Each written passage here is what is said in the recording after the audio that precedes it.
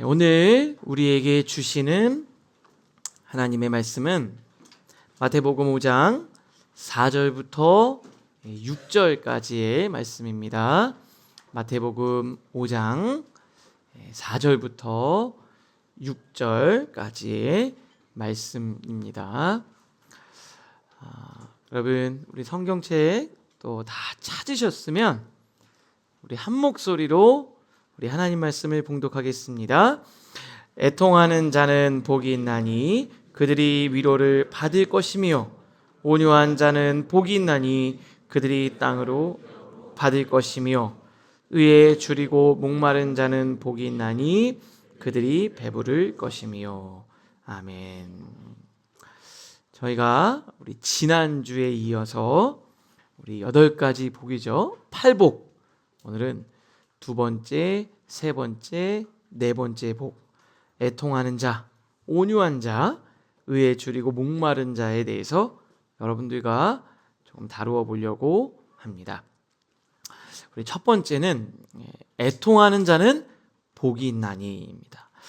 5절 다시 한번 읽어볼까요? 우리 5절을 다시 한번 읽겠습니다. 시작. 애통하는 자는 복이 있나니 그들이 위로를 받을 것이며. 여기 애통이라는 이 단어를 보시면 그 의미 자체가 바로 이거예요. 슬프고 아픈 마음입니다. 슬프고 아픈 마음이에요.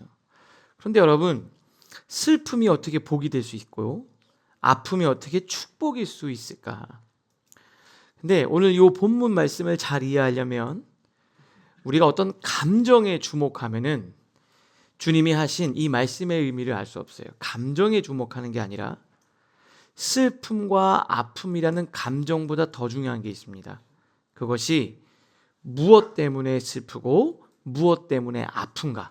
다시 말하면 그 애통의 대상의 문제로 이걸 봐야지만 오늘 하나님이 주시는 말씀을 제대로 이해할 수 있어요. 애통에 해당하는 이 헬라어가 보니까 사랑하는 사람을 잃었을 때, 정말 사랑하는 사람을 잃었을 때 느껴지는 감정입니다. 유진 피터슨 목사님은 이 부분을 정말 이렇게 탁월하게 번역을 하셨어요. 가장 소중한 것을 잃었다고 느끼는 너희는 복이 있다. 그러니까 이것이 내가 소중한 거를 잃어버렸고 정말 중요한 게 있어야 되는데 그 중요한 게 없기 때문에 고통스러워하는 겁니다. 그러니까 이 슬픔과 아픔 자체보다 더 중요한 건 무엇 때문에 슬프고 무엇 때문에 아프냐 이거예요. 근데 여러분, 우리가 있는 이 슬픔과 아픔을 잘 생각해 보면은 어떤 겁니까? 내가 더 가지지 못해서, 똑같이 투자를 했는데 아니 내 친구는 왜 이렇게 많이 오르고 그래서 너무 여기가 아파요. 아픈 거죠. 그죠? 남들 잘 나가는데 뒤처진 것 같아서 슬퍼요. 그리고 옛날에는 정말 자유롭게 내가 하고 싶은 거 다 했는데 이제는 충분히 내가 즐기지 못해서. 그래서 여기 우리가 흘리는 눈물이 억울함의 눈물일 때가 많습니다. 억울해서 슬퍼하는 거예요. 억울해서 우는 거예요. 그런데 오늘 주님이 하신 말씀은 그런 게 아닙니다. 바르지 않음, 옳지 않음, 즉 죄에 대한 탄식이에요. 죄에 대한 탄식. 그러니까 하나님으로부터 멀어지는 자기 자신, 그리고 세상을 보면서 아파하는 마음입니다. 거룩한 슬픔이에요. 거룩한 슬픔. 근데 제가 말씀을 묵상하다 보니까 문제가 있습니다. 이 시대는요, 지금 우리가 사는 시대는 이 거룩한 슬픔을 잃어버리고 있어요. 잃어버리고 있습니다. 왜냐하면 이 시대 자체가 이게 중요한 거예요. 이 죄에 대한 인식을 지워가고 있는 것 같아요. 교묘하게 지워가고 있기 때문에 그렇습니다. 제가 예전에 읽었던 잃어버린 언어를 찾아서 이 바바라 브라운 테일러라는 이 성공의 신학자, 이분이 쓴 책이 있어요. 이 책을 제가 부교육자 시절에 사서 읽었는데 굉장히 이 시대적인 문제를 예리하게 지적하고 있습니다. 제목에도 보는 것처럼 잃어버린 언어를 우리가 되찾아야 된다는 거예요. 잃어버린 신앙의 언어들이 있대요. 굉장히 중요한데 이제 잃어버리고 있다라는 거예요. 그런데 이게 수명이 다해서, 당연히 시대가 바뀌니까 수명이 다해서 그 언어가 잃어버리고 사라진 게 아니라, 여기서 이 저자는 뭐라고 얘기하냐면 의도적으로 변용, 잘못 쓰거나 아니면 사장시켜 버리기 때문에 그렇다는 거예요. 그 대표적인 게 뭐냐? 죄, 참회, 회개, 이런 거예요. 이유는 뭐냐면, 이유를 이렇게 얘기해요. 직설적으로 죄라든지 참회라는 말을 듣는 사람들로 하여금 불편하게 하기 때문에, 성도들이 싫어하고 불편하기 때문에, 그 죄라고 얘기를 하면 불편하니까 이거를 질병으로, 사회적 병리적 현상으로 보는 거예요. 그래서 참회라는 말을 쓰는 게 아니라 치유나 회복으로 봐야 된다는 거예요. 근데 이게 요 진단이 너무 탁월했는데요, 더 나아가서 내가 죄인이 아니고 환자나 피해자로 인식하게 만들어버리는 게 중요한데, 옛날 성도들은 이랬다는 거예요. 내가 잘못하면 하나님 앞에서, 사람들 앞에서 제가 죄인입니다, 저 잘못했습니다, 그러면서 책임을 지고 가슴을 치고 회개했어요. 그런데 현대인들은 어떻게 하냐면, 나 아픈 사람입니다, 저 환자예요, 제가 상처와 환경 때문에 그렇습니다. 자기의 어떤 잘못된 파괴적인 행동이나 잘못을 어릴 적 상처나 환경이나 어떤 내면의 질병 탓으로 돌리는 거예요. 그러니까 불쌍한 사람으로, 그러면서 내가 치유될 사람으로, 비슷한 것 같지만 완전히 다른 거죠. 도덕적 책임을 회피하죠. 환자한테 물을 수 없으니까요. 자신의 삶을 십자가 앞에 복종시키면서 변화될 기회를 빼앗아 버린다는 게 문제예요. 그러면 어떤 문제가 생깁니까? 우리에게 필요한 사람은 심리치료사지, 내 죄를 대속하기 위해 피를 흘린 구원자가 필요 없는 거예요. 교회는 나의 마음을 치료해주고 고쳐줄 사람으로 교회가 기능을 해야지, 내가 죄인인지를 보고 예수 그리스도의 보혈로 나를 구원할 구원자로서, 방주로서의 역할은 필요 없는 거예요. 그러면서 책에서 이렇게 얘기를 해요. 언어를 잃는다는 건 단순히 단어 하나를 잃어버리는 게 아니라 이 복음이라는 거대한 세계 자체를 잃어버리는 거예요. 여러분, 죄를 죄라고 부르지 않으니까 이 가슴을 치는 애통함이 없고요, 애통함이 사라지니까 십자가의 능력도 필요가 없는 거예요. 그래서 제가 이 말씀을 묵상을 하면서, 기도를 하면서 한 주 동안 묵상을 하다 보니까 이게 개인적인 차원을 넘어서 사회적으로도 이게 무섭게 진행이 되고 있는 게 아닌가 생각이 듭니다. 여러분, 10년도 더 됐죠? 우리나라는 이 간통법이 폐지가 됐습니다. 여러분 잘 모르시죠? 근데 이게 헌법에서 행복 추구권의 위배가 되는 거예요. 개인의 행복 추구권을 제한하기 때문에 외도는 법적으로 죄가 아니라는 거예요. 그리고 그냥 민법상 위자료를 지불해주면 충분히 되니까 그냥 민사상 위자료를 주면서 해결하면 되는 민사상 문제가 된 거예요. 물론 여러 가지가 있을 수 있겠지만 그 의미가 뭔지 아세요? 우리는 이거를 사회적으로 죄라고는 규정하지는 않겠다는 거예요. 근데 법이 죄라고 부르기를 멈추면 어떻게 됩니까? 도덕적 감각은 흐릿해질 수도 있는 거죠. 불법은 아니니까, 감옥은 안 가니까, 내가 행복을 위한 선택을 했으니까 그런 논리가 은연히 흘러가기 마련입니다. 그래서요, 드라마에서 한때 정말 떠들썩했던 드라마가 있습니다. 부부의 세계. 보셨어요? 예. 정신건강에 그렇게 좋지는 않은 것 같아요.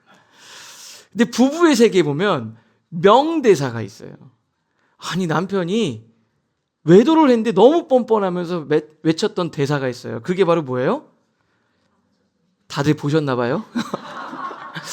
사랑에 빠진 게 죄는 아니잖아, 이렇게 얘기하는 거예요. 들으면 그럴듯 하거든요. 그래, 내가 사랑에 빠진 것 자체는 죄는 아니잖아, 이렇게 얘기를 하면서 그냥 말하는 거예요. 여러분, 부부가 사이좋게 지내면 어떻게 됩니까? 이상한 사람 취급, 어색한 사람 취급을 받죠. 그러면서 막 결혼 생활을 비하하는 유머를 하면서 막 웃는 거예요. 가족끼리 무슨 스킨십이냐 이러면서 막 웃는 거죠. 왜 그럴까요?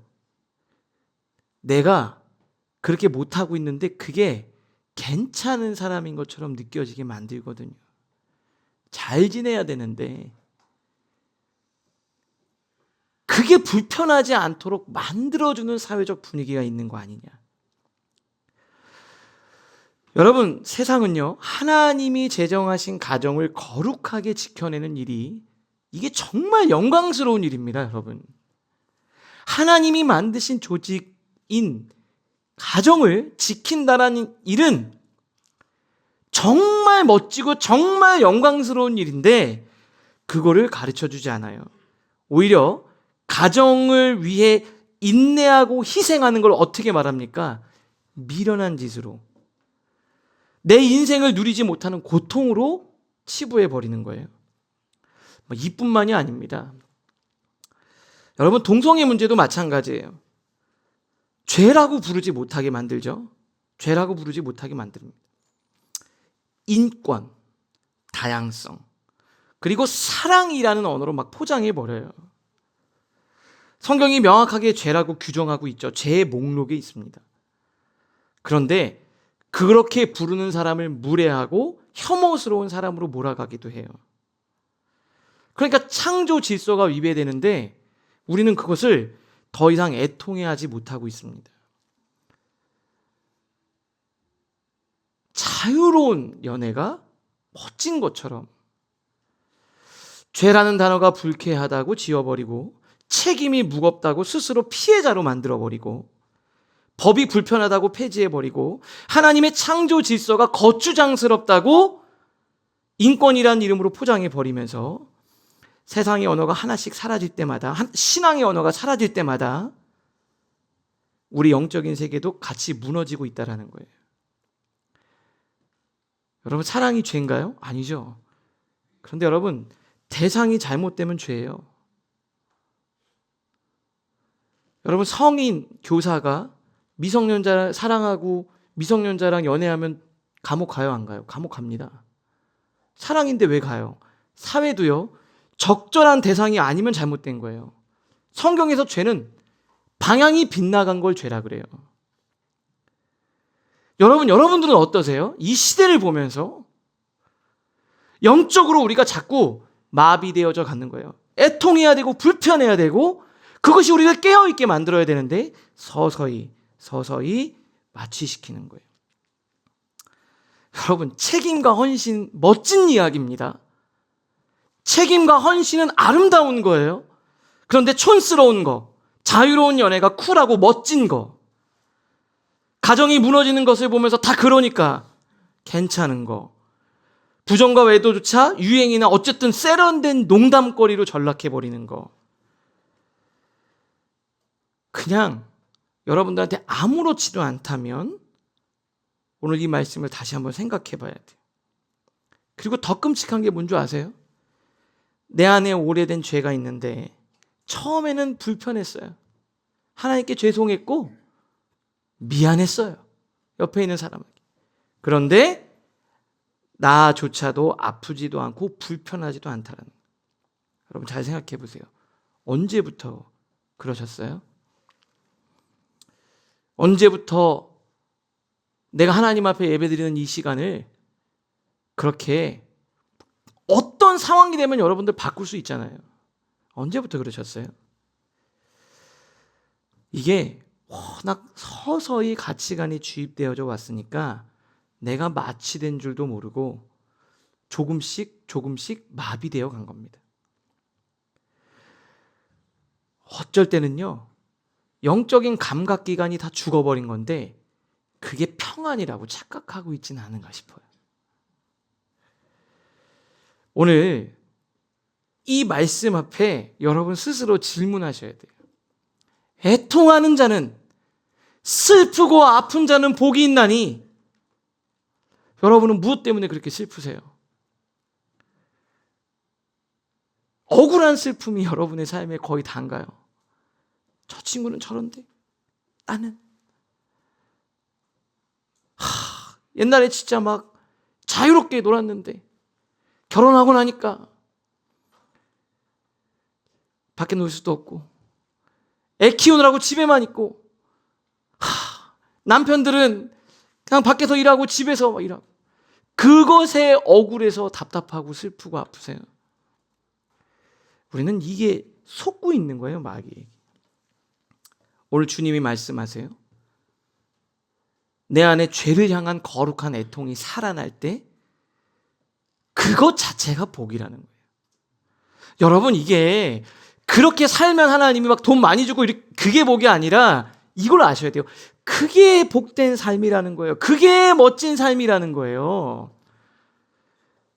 그것 자체가 복되고 멋지고 아름다운 삶이라고 말씀하시는 거예요. 오늘 여러분들 생각 속에 하나님의 생각으로 다 바뀌는 은혜가 있기를 주님의 이름으로 축복합니다. 하나님은 애통해하는 사람에게 야, 너가 그게 복된 삶이야. 그리고 하늘의 위로가 너에게 임할 거야. 하나님이 오늘 말씀하세요. 자, 두 번째입니다. 온유한 자는 복이 있나니. 우리 5절 말씀 우리 한번 같이 또 한번 읽겠습니다. 시작. 온유한 자는 복이 있나니 그들이 땅을 기업으로 받을 것이며. 여러분, 이 온유하다라는 말 들으면 어떤 생각이 들어요? 아무래도 제가 생각을 해보니까 일단 목소리는 크면 안 돼. 조금 이제 작고요. 낮으면서 부드러워야 돼요. 그리고 온유한 사람 생각해보니까 일단 급하면 안 돼요. 약간 한 템포씩 느린 거예요. 온유한 사람은 부르면 이렇게 하는 게 아니라 부르면 이렇게 힘들면 아프면 딱 바로 하는 게 아니라 이렇게 1초 후에 나오거나 막 이런 반응도 좀 느리고 좀 느려야 돼. 그리고 화도 바로 안 나와야 돼. 그리고 자기 주장이 강하지 않아야 돼. 어떤 사람은 그건 아니지 이렇게 얘기하는 말 못해요. 내성적이고 순한 사람이 떠올라요. 근데 여러분 생각해보세요. 이게 온유함이라고 한다면은 기질적으로 온순하고 순한 사람들이 있어요. 내성적인 사람들. 사실은 그런 사람들이 복된 사람이고, 기질적으로 주관이 뚜렷하고 강단 있는 사람들은 복된 사람이 아니라는 뜻이 돼버리잖아요. 근데 그런 의미가 아니고요. 본문이 말하는 온유함이라는 단어가 있습니다. 이게 원어의 뜻을 보니까 말을 길들여졌을 때 쓰이는 단어더라고요. 그러니까 야생마가 주인에게 길이 들은 거예요. 그거를 온유함이라고 하는 거예요.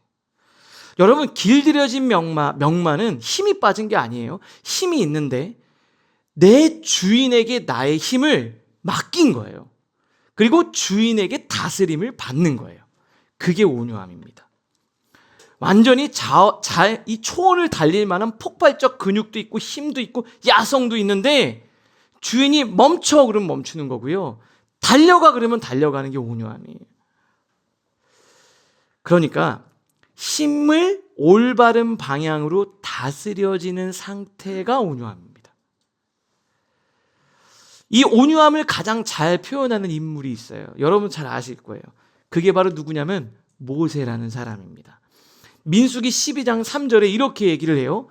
이 사람 모세는 온유함이 지면의 모든 사람보다 더하더라, 이렇게 얘기했어요. 이거예요. 모세는 온유함에 관해서는 그냥 지금 현 시대 사람들 중에 1등이야. 이렇게 얘기를 하는 거예요. 근데 사실은 전 이걸 보면서 모세가 온유함이랑 거리가 굉장히 먼 사람입니다. 온유함이랑 연결되지가 않아요. 여러분, 모세 생각해보면 전 첫 번째 출애굽기 하다가 보면 이스라엘 백성들이 밑에서 기도하고 잘 있으라 그랬더니 막 우상 숭배하고 막 그런 거잖아요. 그 현장을 보고 모세가 하나님이 주셨던 소중한 돌판을 던져요. 그래서 전 이걸 보면서 얘 장난이 아닌데 이런 생각이 들었어요. 제가 갑자기 우리 성도님들한테 잠깐 제가 화장실 다녀올 때가 기도 좀 계속하고 계세요. 그때 막 떠든다고 제가 성경책을 막 집어 던진다고 생각해보세요. 목사님 성격 이상하네. 제가 갑자기 이거 뭡니까? 이러면서 성경책을 던지는 거랑 똑같은 거예요. 하나님 말씀 성경 집어 던지는 거잖아요. 그럼 여러분 뭐라 그러겠어요? 제가 목회하기도 힘들 거예요, 저는. 그런 사람입니다. 그냥 보통이 아니에요. 자기 기분 나쁘면 얼굴 다 드러나는 사람이에요. 한 번 화가 나면 못 멈추는 거죠. 그런 사람도 있잖아요. 누가 시비 붙으면은 가라앉아야 되는데 못 말려. 차 운전하다가 누가 붙으면 막 내려가지고 막 때릴 기세로 달려도 이런 사람들 있잖아요. 한 번 혈기가 오르면 못 멈춰요.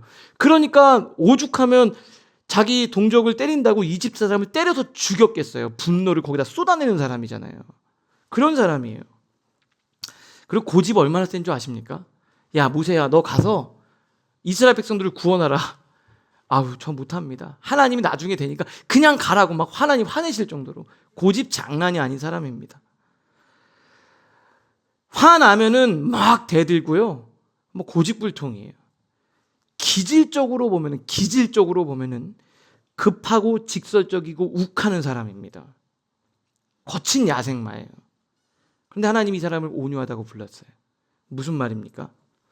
이 민수기 12장에 어떤 사건이 있냐면 자기 친누나 미리암과 형 아론이요 모세를 공격해요. 모세를 공격합니다. 모세의 어떤 지점을 가지고 모세를 공개적으로 비난을 해요. 근데 모세 그냥 자기 성격이면 어떻게 돼요? 그 정도면은 자기가 그냥 제압할 수 있어요. 근데 단 한마디도 안 해요. 단 한마디도 안 해요. 그리고 자기를 변호하고 상대방을 박살낼 수 있는 힘과 권리 그 정도 있습니다, 모세. 근데 그걸 하나님께 완전히 반납한 사람이어서 조용히 아무 말도 안 해요. 변명도 할 수 있고 논리적으로 박살낼 수도 있는데 아무 말도 안 해요. 그리고 하나님이 미리암 벌하시니까 뭐라 그래요? 그거 봐라, 나한테 대드니까 그러지, 그런 것도 아니라 하나님 고쳐달라고 기도해요. 요게 온유함입니다. 힘이 없어서 참는 게 아니고 힘과 권리가 있지만 하나님 앞에 반납하고 다스림을 받는 거예요. 야생마 같던 거친 모세가 하나님 앞에 다스림을 받는 거예요. 그러니까 하나님의 손에 길이 들어가는 거죠. 여러분, 성격은 원래 주어진 거예요. 성품은요. 성령에 의해서 컨트롤되는 게 성품이에요. 지금 이 온유함은 성령의 열매 중에 하나입니다. 여러분 어때요? 전 이랬으면 좋겠어요. 아니, 라이프처치 성도님들은 다 부드러워. 근데 옛날에 쟤는 그런 애가 아니었는데. 여러분 다 화 올라올 때 하나님이 여러분 성령으로 다스려 주시는 여러분들 되실 수 있기를 바랍니다. 하나님은요, 성격대로 살라고 한 게 없어요. 기질대로 괜찮다고 말하시는 분 아니에요. 성경은 뭐라 그러냐면요, 그 성격과 기질을 하나님의 성령으로 다스림 받는 것을 하나님은 말씀하세요. 근데 요즘의 시대는 어떤 것 같아요? 요즘에요, 이 다듬어지지 않은 자기 본성대로 사는 이 모습을 솔직함이나 자존감 같은 걸로 자꾸 포장하는 것 같아요. 근데 여러분 분별하셔야 돼요. 솔직함이나 자존감이 높은 사람으로 포장을 해요. 첫 번째, 뭘 솔직함으로 표현하냐? 무례한 거예요. 근데 솔직하다라고 얘기를 해요. 나 원래 말 돌려 말하는 성격 아니잖아. 여러분, 그거 무례한 거예요. 할 말을 그 자리에서 다 해야 직성이 풀려. 나 쏟아내고 뒤끝이 없잖아. 그거 무례한 겁니다. 타인의 마음에 비수를 꽂는 말 서슴없이 내뱉고 자기 쿨한 사람이래요. 쿨한 거 아닙니다. 사랑과 배려라는 필터를 거치는 거예요. 무례함은 내가 속이 시원해지기 위해서 함부로 투척하는 거예요. 쿨한 것도 솔직한 것도 아니고요. 정확하게 말하면 뭐냐면요, 다듬어지지 않은 미숙함, 그리고 때로는 폭력일 수 있습니다. 두 번째는요, 자기 중심적인 거를, 이기적인 것을 자존감이라고 착각해요. 요즘에 가면 서점에 막 감정에 충실해, 남 배려 너무 많이 하지 마. 힘들게 하는 관계 다 끊어. 무조건 너만 생각해. 막 이런 게 있잖아요. 너를 돌보라는 얘기가. 물론 어느 정도는 필요하죠. 그런데 제가 말씀드릴게요. 그러면서 자기 자존감을 이렇게 높이라고 얘기를 해요. 근데 제가 말씀드릴게요. 성경에서 말하는 진짜 자존감이 뭔지 아세요? 성경에서 말하는 자존감은요, 나를 위해 죽으신 예수 그리스도 때문에 내가 어떠한 존재인지를 아는 거예요. 그리고 내가 얼마나 귀한 존재인지, 내가 이렇게 가도 하나님이 나를 선한 길로 이끌어 주실 걸 믿기 때문에 생겨나는 내면의 여유예요. 그게 자존감입니다. 거짓 자존감은요, 남을 눌러가지고 내가 높아지는 느낌을 받는 거잖아요. 남 신경 안 쓰고 내가 나를 챙겨가지고 나를 높이는 게 거짓 자존감이에요. 심한 사람들은 다른 사람의 자존감을 빼앗아서 내가 자존감을 얻는 거잖아요. 그거 아니에요. 하나님이 나를 위해서 죽으신 그 주님의 사랑이 믿어지고요, 하나님이 내 인생을 이끄실 걸 믿기 때문에 생기는 여유와 풍성함이 자존감이에요. 그렇기 때문에 아둥바둥 내가 권리를 주장하지 않아도 하나님이 나를 지켜주시고 하나님이 나의 몫을 챙겨주실 걸 믿는 믿음에서 나오는 겁니다. 근데 어때요? 조금만 건드리면 그럼 자기 그렇게 예민하다는 거예요. 자기 예민한 사람이래. 그러면서 상대방이 배려를 해줘야 되는 거예요. 우리는 스스로 상대방을 배려하는 거지만 본인은 성령의 다스림을 받도록 노력해야 되는 거예요. 타인에 대해 평가하고 판단하는 거 자기 기준이 있으니까. 근데요, 잘못하면 내가 병들어 있다는 증거일 수 있습니다. 그리고 지독한 자기 중심성일 뿐이에요. 저희가 작년에 우리 전교연 수련회 갈 때 에베소서 4장 말씀을 가지고 나눴어요. 1장부터 3장은 구원받은 사람들에 대한 얘기고요, 4장부터는 그 이후에 구원을 받은 사람들, 특별히 교회 공동체에서 신앙을 갖는 사람들에게 요구하는 내용들이 기록되어져 있어요. 근데 맨 처음 요구하는, 권면하는 게 있습니다. 가장 먼저 권면하는 게 있어요. 그게 바로 뭐냐면 온유함이에요. 에베소서 4장에 보면, 그러므로 주 안에서 갇힌 내가 너희를 권하노니 너희가 부르심을 받은 일에, 하나님의 부르심을 받은 자들로서 합당하게 행하여. 우리 2절 3절 같이 읽겠습니다. 시작. 모든 겸손과 온유로 하고 오래 참음으로 사랑 가운데서 서로 용납하고 평안에 매는 줄로 성령이 하나 되게 하신 것을 힘써 지키라. 뭐라고 되어 있습니까? 부르심에 합당한 행동의 첫 번째가 뭐라는 거예요? 겸손과 온유로 하라는 거예요. 사랑으로 용납하고 받아들여주는 거예요. 왜냐하면 하나님의 구원받은 사람들이 모여서 공동체를 가장 아프게 하는 것이 타고난 기질과 날 것 그대로의 성격이기 때문에 그래요. 근데 사실 이게 교회는 개성을 몰살하겠냐? 몰살하는 거냐? 그리고 요즘에 MBTI 같은 거 막 하잖아요. 막 그런 거 다 무시하는 거냐, 젊은 사람들은? 아니에요. 그게 아니라 하나님 개성과 기질의 지배를 받는 게 아니라 예수 그리스도를 만나게 되면은 성령의 지배를 받는 거예요. 나의 성격에 이끌려가는 게 아니라 성령의 성품에 이끌리는 삶을 살게 된다, 이 말이에요. 그게 온유입니다. 그게 온유. 바울이 그래서 3절에 뭐라 그럽니까? 평안에 매는 줄로 성령의 하나 되게 하신 것을 힘써 지키라. 내 안에 막 욱하는 성질이 막 올라오려 그래요. 그리고 남의 상처는 아랑곳하지도 않고 막 쏟아부어요. 뾰족한 본성이 막 솟구칩니다. 나의 예민함이라는 완벽주의, 그것을 가지고 다른 사람을 재단하려 그래요. 그럴 때마다 그 본성과 기질이 나를 컨트롤하려고 할 때 성령께 내어드리고 성령의 이끌림을 받는 게 온유함입니다. 내 본성의 힘이 성령에 이끌려가는 것. 그래서 주인이신 주님께 내가 길들여지는 것. 그게 온유함이에요. 그런 사람이 진짜 복된 사람이다. 그게 복된 사람이라는 거예요. 신앙생활 하신 지 10년, 20년 지나고 내가 사역을 하고 늘 그 사역의 중심에 있으면서도 그 나의 단점을 내가 하나님 앞에서 다스려지지 못하고 늘 똑같은 문제가 반복된다면 이걸 영적인 문제로 자기를 볼 수 있어야 되는. 좀 어린 때의 특징이 뭡니까? 어릴 때 우리 청소년 그리고 대학생들 때 특징이 뭐예요? 뭐가 특징입니까? 그때는요 틀을 깨는 게 멋있어요. 근데 시간이 지나면 지날수록 알게 되죠. 진짜 멋은 거기서 소중한 걸 지켜내는 게 진짜 멋있다라는 걸 알아요.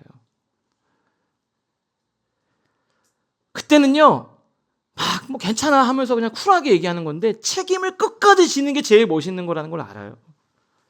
자기 본성이 소리칠 때 다스릴 줄 아는 거예요.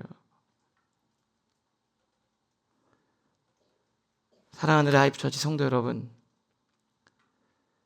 그렇죠. 우리 성격 어때요? 우리 성격 좀 그렇죠? 그렇잖아요. 그런데 오늘 그 야생마처럼 날뛰던 우리 성격과 기질이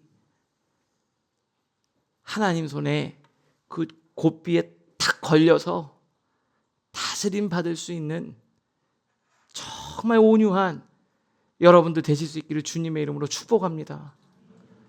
전 예배 끝나고 나중에 목사님 말씀 듣고 우리 남편이 온유한 사람이 됐어요. 우리 아내가 갈수록 날카로워졌는데 온유한 사람이 됐어요. 제가 그랬어요. 그런 고백이 여기저기서 터져나올 수 있기를 주님의 이름으로 축복합니다. 진짜 강한 사람이 바로 온유한 사람. 마지막 세 번째, 의에 줄이고 목마른 자가 복이 있대. 이런 사람이 복이 있다는 거예요. 자, 6절 말씀 같이 한번 읽겠습니다. 시작. 의에 줄이고 목마른 자는 복이 있나니 그들이 배부를 것이며. 여기가 줄이고 목말랐다라는 거죠. 어떤 거에 대한 갈증과 갈망이 있어야 된다는 거예요. 그런데 그게 뭐냐? 의에 대해서 바르고 거룩한 것에 대한 갈망과 추구를 얘기하는 거예요. 근데 여러분 잘 생각해 보세요. 근데 이게 되게 어려운 게 우리는요, 거룩하고 바르게 살라 그러니까 막 답답하고 죽을 것 같잖아요.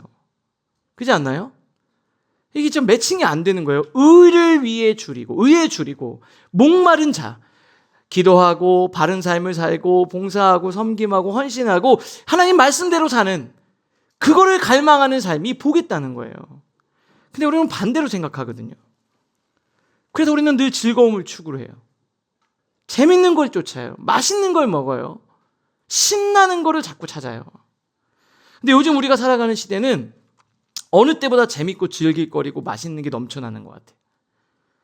진짜 옛날에만 해도요, 재밌는 거, 영화 이런 거 보려면 어떻게 해요? 저 어렸을 때 기억나요. 그 신문지 이렇게 해가지고 주말에 명화, 그리고 막 명절에 되면은 영화 뭘 하는지 해가지고 그 시간에 맞춰가지고 녹화해가지고 막 또 보고 막 그러잖아요. 비디오 비전에다 넣어가지고. 요즘에는 그냥 뭐 보려고만 하면 마음만 먹으면 재밌는 거 보잖아요. 근데 신기해요. 제 아들이 넷플릭스 이렇게 막 보다가 갑자기 볼 게 없냐? 여러분들도 그런 생각 들지 않아요? 왜 이렇게 재밌는 게 없어요?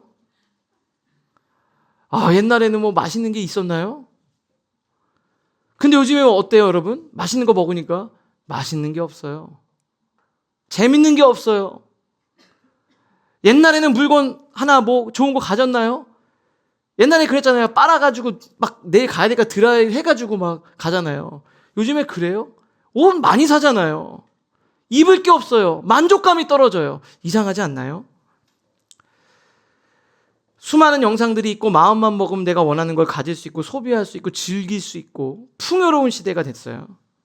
그러면 우리 더 행복해지고 더 즐겁고 내 마음이 배부르고 풍성해져야 되잖아요. 근데 왜 허전하죠? 이게 중요한 거예요. 더 많은 자극과 더 많은 쾌락을 누릴수록 영혼이 메말라가요. 즐거움을 쫓아 미친 듯이 달려갔는데 이상하게 끝에 허무하고 우울증이 막 찾아와요. 여러분 막 극단적인 즐거움 추구하면 나중에 우울증 옵니다. 유튜브에서 사실은 다 분석을 했죠. 도파민 중독 치면 다 얘기를 해요. 다 그 얘기를 해요. 원리적으로, 의학적으로, 심리학적으로 다 설명해줘요. 그런데 그 원인을 주님은 이 산상수훈에서 이미 말씀하고 계세요. 의에 줄이고 목마른 자가 행복하고 복이 있다라고 말씀하시는 거예요. 이 산상수훈 설교, 저는 말씀을 준비하면서 마틴 로이드 존스 목사님 산상수훈 설교를 쭉 읽고 있어요. 너무 어려워서 제가 나중에 인터넷에서 이 원서를 찾았어요. 그리고 번역을 했는데 그 책 번역하신 분보다 AI가 더 잘하더라고요. 그걸 읽을 때는 어려웠어요. 말씀을 준비하면서 이렇게 어렵냐. 근데 그거를 해서 영어로 돌렸더니 훨씬 더 좋아요. 그래서 제가 번역을 했어요. 제가 한 건 아닙니다. 세상은 행복을 추구하고 있습니다.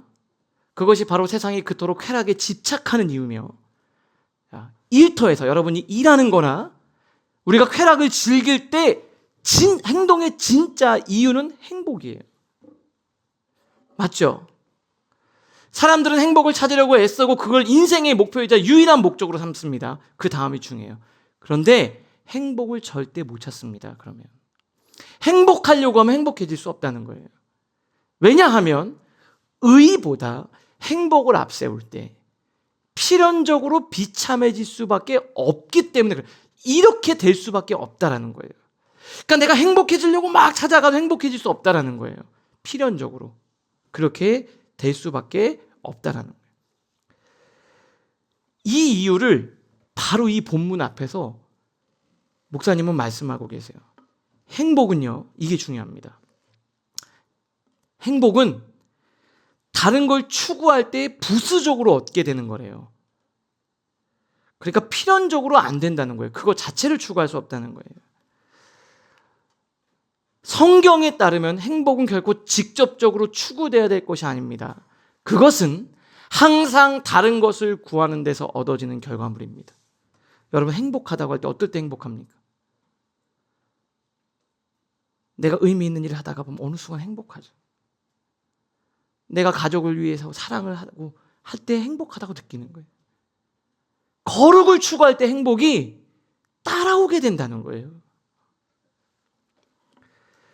성경이 말하는 행복은 내가 죽어라 쫓아가서 쟁취하는 전리품이 아니고요.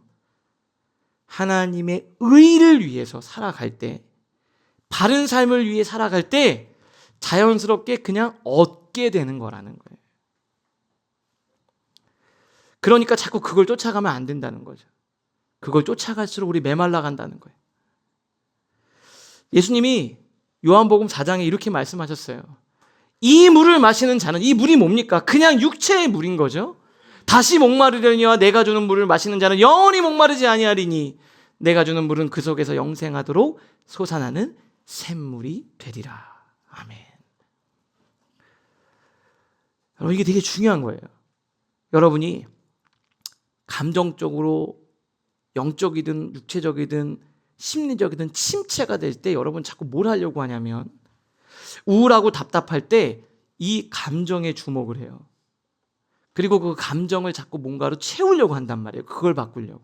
근데 오늘 본문은 뭐라고 얘기하냐면 그럴수록 내가 그렇게 하고 싶지만 난 의를 추구하겠다. 난 주님께로 달려가겠다. 하나님께 기도하겠다. 말씀 보겠다. 라고 하나님을 추구해야 된다는 거예요. 답답하니까 자꾸 어디 뛰쳐나가는 게 아니라 하나님이 주어주신 그 거룩한 영역 안에서 내가 그 자리를 지키겠다라고 이야기를 해야 된다는 거예요. 막 그럴 때 막 길을 쓰고 재밌는 거 찾고 맛집 찾아다니고 쇼핑하면서 감정을 풀려고 하면 안 된다는 거예요. 마음이 무너져내는 지금 나 하나님께 더 가까이 가겠다. 감정이 요동쳐도 나는 거룩을 추구하겠다. 내가 마땅히 지켜야 할 내 남편의 자리, 아내의 자리, 부모의 자리, 내가 직장에서 지켜야 될 자리, 하나님의 거룩한 백성으로 지켜야 할 자리, 그걸 지켜내겠다라고 나아갈 때 하나님이 어느 순간 행복을 선물로 주신대요. 저는 우리 라이프처치 성도님들이 다 행복해지시기를 바랍니다. 네. 너무 재밌는 거를 많이 추구하니까 우리가 정말 행복을 더 잊어버리고 사는 것 아닌가 생각이 들어요. 저 오늘 아까 우리 마지막 4번째 찬양을 부르는데 그 찬양을 참 좋아해요. 주님을 사랑하는 기쁨을 잃어버리지 않게 해달라고.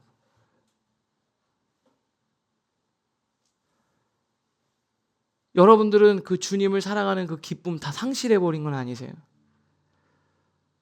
웨스트민스터 신앙 고백서 첫 번째가 뭔지 아세요? 우리 인간의 주된 목적이 있어요. 하나님을 즐거워하는 것. 여러분, 하나님을 즐겁게 하는 것과 하나님을 즐거워하는 건 다른 거예요. 저는 우리 성도님들이 하나님을 사랑하기를 바라요. 하나님을 즐거워하기를 바라요. 그건 저도 마찬가지입니다. 의에 줄이고 목마른 자가 되는 거죠. 그래야 여기가 채워진다는 거예요. 여러분 어떠세요? 공허하죠? 힘들죠? 어렵죠? 그럼 다 해보셨잖아요. 내가 기분이 안 좋아서 기분 달래려고 갔는데 아침에 일어나면 그거보다 더 안 좋아지잖아요. 왜 우리는 계속 그러냐는 거예요. 영이 죽어서 그래요. 오늘 하나님 말씀하세요. 이 물을 마시는 자는 다시 목마르겠지만 내가 주는 물을 마시는 자는 영원히 목마르지 아니하리라. 이 시대 사람들이 다 멋지다고 얘기하고 다 쿨하다고 얘기하고 야 그렇게 미련하게 요즘 사람들 어떻게 사는데 그렇게 고리타분하게. 아니요. 우리는 이게 기쁨이고 이게 즐거움이고 이게 가장 멋진 거예요. 내 자리를 지켜내는 것, 거룩한 언약을 지키는 것, 영혼을 구원하는 것, 바른 길을 걸어가는 것, 그게 자체가 복이라는 거예요. 이래야지만 복을 얻는다는 게 아니라니까요. 그게 복인데 그 길로 우리 걸어가야죠.